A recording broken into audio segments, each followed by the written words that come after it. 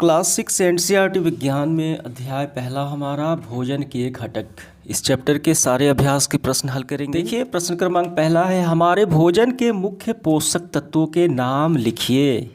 देखिए इसका उत्तर हम यहाँ से करेंगे। हमारे भोजन के मुख्य पोषक तत्वों में कार्बोहाइड्रेट, प्रोटीन, वसा, विटामिन तथा खनिज लवण है। इसके अतिरिक्त भोजन में आहारी रेशे तथा जल भी होता है। तो ये आपका पूरा आंसर हो गया पहले का। इसके बाद दूसरा देखिए, निम्नलिखित के नाम लिखिए। पहला है पोषक जो मुख्य रूप से हमारे शरीर को ऊर्जा देते हैं, क्या कहलाते हैं? तो इसका उत्तर हम लिखेंगे कार्बोहाइड्रेट तथा वसा हमारे शरीर को मुख्य रूप से ऊर्जा देते हैं। नंबर, पोषक जो हमारे शरीर के वृद्धि और अनुरक्षण के लिए आवश्यक है। तो इसका उत्तर लिखेंगे प्रोटीन तथा खनिज लवण की आवश्यकता हमारे शरीर की वृद्धि तथा अनुरक्षण के लिए होती है। देखिए शरीर का वृद्धि यानी ग्रोथ करना, अनुरक्षण मतलब होता है किसी कोशिका का टूट फूट यानी किसी शरीर का टूट फूट उसका पूरा मेंटेन करना, वो अनुरक्षण कहलाता है। तो कौन से हो गए? प्रोटीन तथा खनिज लवण। तो ये हमारा पूरा उत्तर हो गया। अगला देखिए क नंबर, वह विटामिन जो हमारे अच्छे दृष्टि के लिए आवश्यक है। तो इसका आंसर होगा विटामिन ए। ठीक है, और इसकी कमी से देखिए रतौंधी बीमारी हो जाती है। तो हमारा आंसर होगा विटामिन ए। अगला देखिए, वह खनिज जो अस्थियों के लिए आवश्यक है, जो हड्डियों के लिए आवश्यक है। तो हड्डियों के लिए सबसे महत्वपूर्ण आवश्यक विटामिन है विटामिन डी।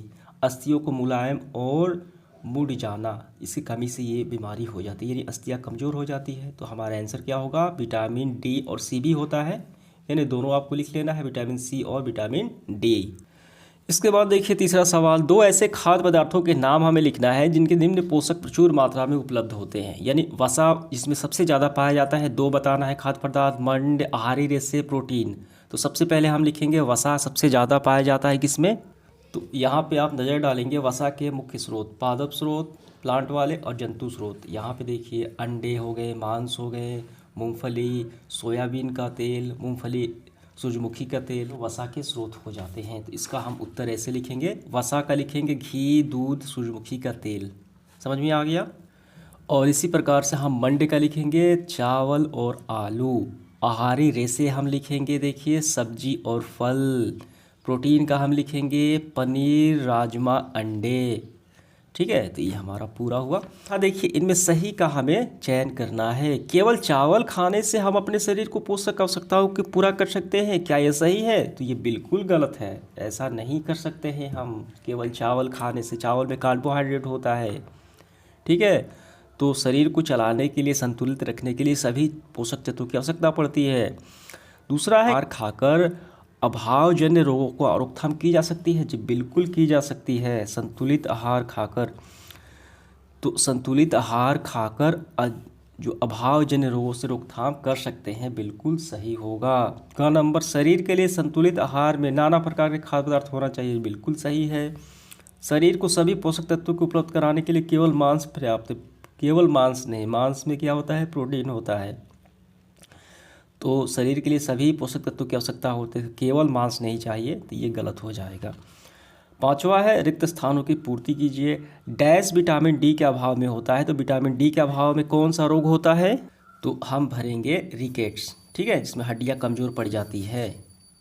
तो यहाँ पे रिकेट्स हो गया। डैश की कमी से बेरी नामक रोग होता है। तो हमारा हो गया विटामिन B1 की कमी से बेरी नामक रोग होता है। तो हम भरेंगे B1। विटामिन सी के अभाव में डैश नामक रोग होता है। तो विटामिन सी की कमी से क्या होता है? देखिए यहाँ पे स्कीवी, इससे मसूड़ों से खून निकलना, घाव भरने में अधिक समय लगना, तो विटामिन सी की कमी से होता है। स्कीवी हमें भरना है यहाँ पे। अब इसके बाद देखिए हमारे भोजन में डैश के अभाव में रतौंधी होती है। तो विटामिन ए, ठीक है, ये आँखों की बीमारी है। तो विटामिन ए की कमी से रतौंधी हो जाएगी, नज़र दृष्टि कमज़ोर पड़ जाएंगी। तो उम्मीद करता हूँ ये सारे सवाल आपको समझ में आ गए होंगे। धन्यवाद।